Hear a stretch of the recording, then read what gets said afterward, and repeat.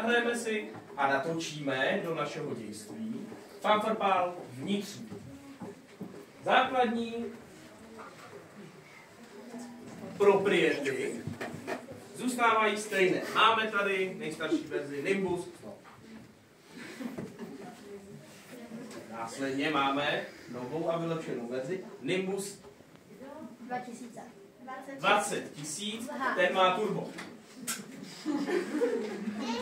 Jak řekl správně Adam, byly dva potlouky. Pro naše účely bude stačit jeden potlouk, ten vás bude vybíjet, a jeden camrál, za který budete mít možnost získat výhody při tom natáčení.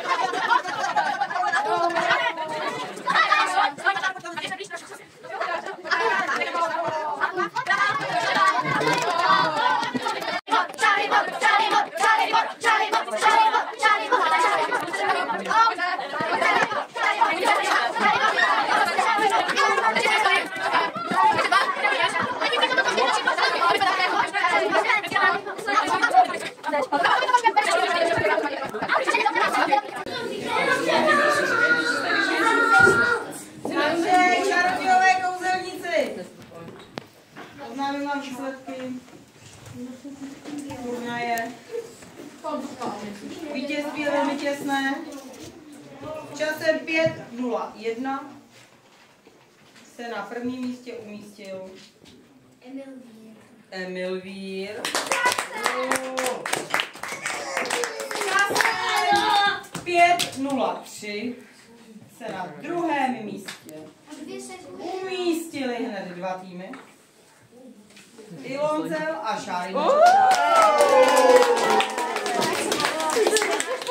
místě s časem 5:10 se umístil Hanko Smal. Aby se přišel efekt vítězného týmu.